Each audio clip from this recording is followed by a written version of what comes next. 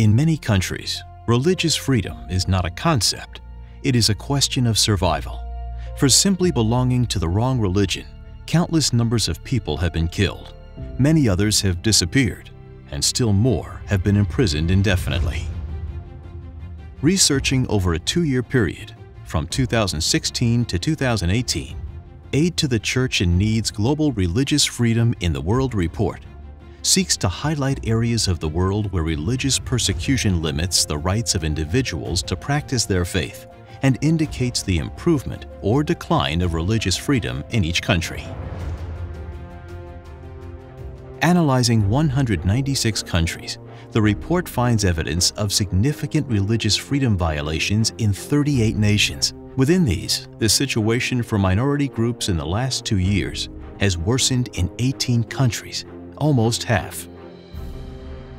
In many of these top violators, including North Korea, Saudi Arabia, and Eritrea, the situation was already so bad it could scarcely get any worse. Religious freedom conditions improved in only 2 countries, Iraq and Syria, both top offenders in 2016. An emerging trend is the crackdown on religious freedom from a growing number of authoritarian regimes around the world. This aggressive nationalism, hostile to religious minorities, has worsened to the degree that the phenomenon can be called ultranationalism.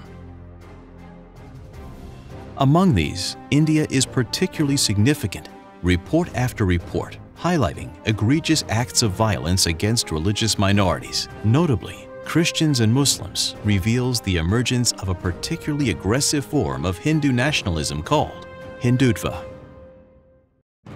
In China, the communist government has taken renewed steps over the past 2 years to crack down on faith groups perceived as resistant to the communist authorities.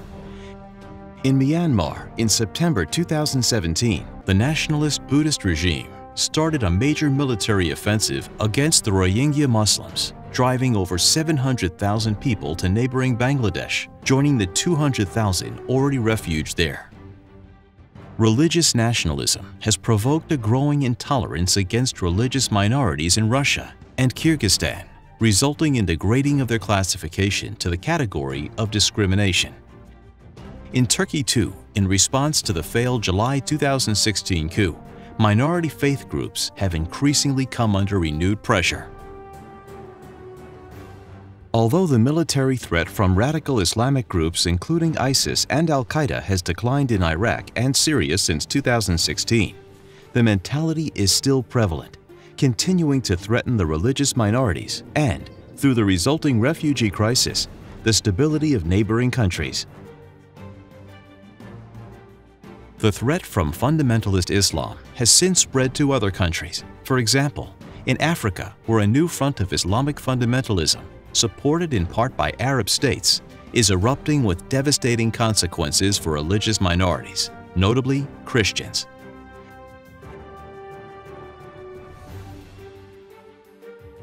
During the period under review, there are, however, glimmers of hope. The loss of territory seized by extremist groups in Syria and Iraq mirrors similar losses experienced by other radical groups like Boko Haram in northern Nigeria, as well as a sharp decline in militant Islamist violence in both Tanzania and Kenya. The stability afforded by the military defeat of these groups has allowed religious minority groups to consider returning to their homes. In Iraq, for example, as of June 2018, reports show that almost 50% of the total number of people who had fled from Qaraqosh had returned to the town. While Islamic fundamentalism has been pushed back in some regions, in others it has expanded. The report reveals an upsurge of terrorist attacks in the West, most notably in Europe. As these attacks demonstrate, the threat posed by extremism has now become universal, imminent, and ever-present. As such, this threat named in the report as neighborhood fundamentalism risks to create a culture of suspicion and distrust, potentially fracturing once harmonious societies. Despite evidence to the growing threat of religious fundamentalism around the world, to date, little has been done to convert words of concern into an agenda to defend and uphold religious liberty.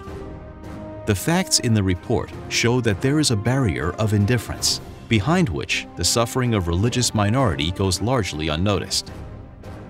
Religious illiteracy and apathy blinds the West to the surge in persecution perpetrated by a growing ultranationalism and extremism against minority faith groups.